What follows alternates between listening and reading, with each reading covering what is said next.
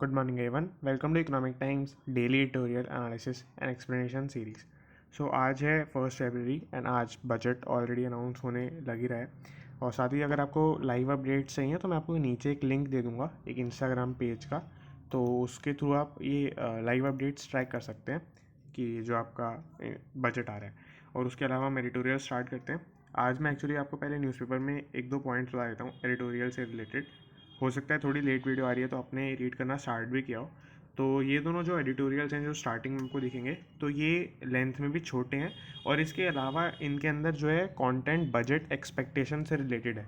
तो ये आपका थोड़ा सा ऐसे मोनोटोनस सा एडिटोरियल हो जाता है, और इसके अंदर जो भी पॉइंट्स हैं वो मैंने आज की न्यूज़ में कवर कर लिए हैं। क्योंकि मैं आपको दिखाता हूँ न्यूज़ के अंदर, अगर आप फर्स्ट पेज के पहले पॉइंट के अंदर जाएंगे या पहली आर्टिकल के अंदर जाएंगे तो इसके अंदर सारी एक्सपेक्टेशंस ऑलरेडी पॉइंटेड है। तो मैंने अपनी न्यूज़ वाली सीरीज़ में कवर कर लिया है, इसीलिए मैंने इसको यहाँ पर नहीं डिस्कस किया है। और हम अब थर्ड वाला एडिटोरियल जो है, जो मेन आज का है, उसको हम स्टार्ट करते हैं। इसके अंदर पहला है आपका जो मेन पार्ट है वो ये है, स्वीप महाराजाज स्टेबल्स क्लीन। तो इसके अंदर ये है कि आपका जो बैकग्राउंड चल रहा है वो चल रहा है कि टाटा ने जो आपका एयर इंडिया का एक्विजिशन किया था उसकी बात यहाँ पे ऑथर कर। तो इसको ध्यान में रखते हुए आगे चलते हैं। तो यहाँ पर बेसिकली हुआ क्या है कि जो आपके एयर इंडिया के सीनियर एक कमांडर थे एक टाइम पर, जो रिटायर हो चुके हैं, तो अब उन्होंने ऑथर के फ़ोन पर एक मैसेज या आप कह सकते हैं एक लेटर भेजा है। क्योंकि ऑथर ने इसी तरीके से एडिटोरियल का स्टार्टिंग किया है, इसीलिए मैं ऐसे बता रहा हूँ। तो वो चीज़ है यहाँ पर। अब इन्होंने इंक्लूड किया कि काफ़ी सारी प्रॉब्लम्स जो, क्योंकि वो सीनियर कमांडर थे, तो उन्होंने फेस की थी। और उसकी वजह से क्या है कि यहाँ पर भी मतलब टाटा जब इसको अक्वायर कर चुके हैं तो उनको भी आएंगी। तो वो कुछ प्रॉब्लम्स इन्होंने यहाँ पे स्टेट किए हैं जो कि आपके ऑथर ने पूरी एक्सप्लेन की है। अब इसके अंदर पहला पॉइंट आता है, ये पूरे एडिटोरियल के अंदर वो प्रॉब्लम्स ही डिस्कस की हुई हैं। तो यहाँ पर इसके अंदर है पहला नेपोटिज्म। नेपोटिज्म पहला पॉइंट उन्होंने बताया है कि आपकी जो हायरिंग होती है पायलट्स की या फिर बाकी क्रू मेंबर्स, तो यहाँ पर हुआ क्या था कि आपका जो आपकी हायरिंग होती थी वो बेस्ड ऑन कॉन्टैक्ट्स होती थी, आपके टैलेंट के बेस पे, या फिर जो भी आपके एयर इंडस्ट्री में हायरिंग होती है, जैसे आपके एप्टीट्यूड टेस्ट होता है या इंटरव्यू होते हैं, उनके बेस पे नहीं होती थी।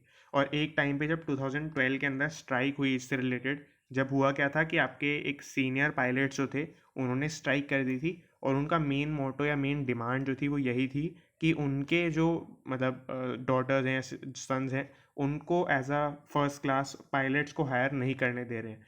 तो ये अपने आप में काफ़ी एक डिजास्टर सी सिचुएशन थी उस टाइम पर। फिर हुआ क्या कि वहाँ पर एक ट्वीक कर दिया उन्होंने, वहाँ पर कर दिया कि इंटरव्यू पहले लेंगे और उसके बाद एप्टीट्यूड टेस्ट लिया जाएगा। तो वो इंटरव्यू के अंदर सिर्फ उन्हीं को पास करे थे जो आपके उनके रिलेशंस में थे या वो सब थे। तो उसके बेस पे ये आपका नेपोटिज्म उस टाइम कंटिन्यू हुआ। उसके बाद क्या हुआ कि यहाँ पर एक और जो चेयरमैन और एमडी बने थे आपके 2014-15 के अंदर, तो उन्होंने भी थोड़ा एंड करने की कोशिश किया, बट वो भी कोई उसमें नहीं हुआ, पार्शली ही एंड हो पाई पूरी चीज़। क्योंकि उसके बाद क्या हुआ कि स्ट्राइक हो गई थी आपके सल्किंग ब्रिगेड की तरफ। सल्किंग ब्रिगेड का बेसिकली मीनिंग है जो क्रू मेंबर्स वगैरह थे, तो उनके उसमें आपके उनके जो क्रू मेंबर्स थे उन्होंने स्ट्राइक कर दी थी। तो उसकी वजह से वापस इनको करना पड़ा स्टार्ट किसी ना किसी फॉर्म में। अब हुआ क्या, ये तो आपकी पहली प्रॉब्लम थी जिनको टाटा से डील करना पड़ेगा। ऐसे ही हम नेक्स्ट प्रॉब्लम पे चलते हैं। तो नेक्स्ट प्रॉब्लम उन्होंने बताई है nuisance in flying colours hours calculation. तो यहाँ पे बेसिकली क्या है कि फ्लाइंग आवर्स जब कैलकुलेट होते हैं उनके बेस पे ही आपके पायलट को पेमेंट होती है, जो उसकी सैलरी होती है। क्योंकि क्या होता है, एक तो आपकी बेस सैलरी होती है, उसके ऊपर आपका जो आप कितना काम करते हैं उसके बेस पे इंसेंटिव बनता है। तो वो जो चीज़ होती है वो आपके फ्लाइंग आवर्स पर डिपेंड करती है एयर इंडस्ट्री के अंदर। ऐसे ही बहुत सारी अलग अलग इंडस्ट्रीज़ के अंदर अलग अलग चीज़ों पर डिपेंड करती है। जनरली जो लेबर वगैरह होती है उनको कितना उन्होंने काम किया, कितने घंटे लगाए, उस सब पे ही डिपेंड करता है। तो यहाँ पर वही था कि सिंस जो कैलकुलेट कर रहा है, जो नोट रख रहा है, वो भी वहाँ का एयर इंडिया का ही आपका एक एम्प्लॉई है, तो उसको भी ब्राइब करके या कुछ करके वहाँ पर अपने फ्लाइंग आर्ट्स का मैनिपुलेशन करके ये होता था कि सैलरी लोग ज़्यादा विड्रॉ कर लेते थे। तो ये भी काफ़ी चीज़ हुई 2018 के अंदर, इसके भी स्टेप्स लिए गए थे। तो वो स्टेप्स तो एडिटोरियल के अंदर मेंशन नहीं थे, नहीं तो मैं कवर कर लेता यहाँ पर। तो वो चीज़ भी उसके अंदर यूज़ में नहीं आ पाई, वो भी बट ऑफ नो यूज़ रहा। तो ये यहाँ पर पहली सेकेंड प्रॉब्लम जो थी। थर्ड प्रॉब्लम है smuggling of gold, foreign currency, foreign liquor by crew members and other employees. तो सिंस ये आपकी फॉरेन फ्लाइट्स होती थी एयर इंडिया के अंदर, ऑब्वियसली बात है, तो उसके अंदर जो आपकी ये आप सभी को पता है कि फॉरेन लिकर, फॉरेन करेंसी और इसके साथ गोल्ड भी, तो ये सब चीज़ें स्मगल होती थी। तो उसके अंदर ये वो था कि आपका मतलब क्रू मेंबर्स ही या फिर आपके पायलट्स तक भी इसके अंदर इन्वॉल्व होते थे।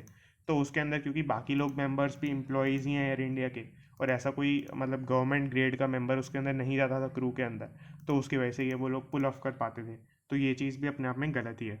तो ये 3 प्रॉब्लम्स उन्होंने बताई थी। बट इसके अलावा इन 3 प्रॉब्लम में एक कॉमन पॉइंट ये निकल के आता है कि यहाँ पर ये तीनों प्रॉब्लम्स ह्यूमन एलिमेंट की वजह से इन्वॉल्व हैं। तो यहाँ पर अगर हायरिंग अच्छी होगी और लीडरशिप अच्छी हो जाएगी तो उसके बेस पे टाटास जो हैं इसको रिजॉल्व कर सकते हैं। तो ये चीज़ है यहाँ पर। बाकी इसके अलावा ऑब्वियसली बात है, ये एयर इंडिया जो इसको अक्वायर कर चुका है टाटा, तो ये एक पिवटल पॉइंट है इंडियन एविएशन इंडस्ट्री के अंदर। तो बेसिकली यही था एडिटोरियल के अंदर। आज मैंने थोड़ा शॉर्ट रखा इस एक्सप्लेनेशन को, क्योंकि आज इसके अलावा आपके पास काफ़ी ज़्यादा काम हो सकता है, क्योंकि आज बजट आने वाला है। तो वो चीज़ है यहाँ पर। और बाकी इसके अलावा that's it and thanks for watching. अगर आपने वो पहले वाली वीडियो नहीं देखी तो वो भी आप देख सकते हैं, आपको चैनल पे ही मिल जाएगी। So that's it and thanks for watching.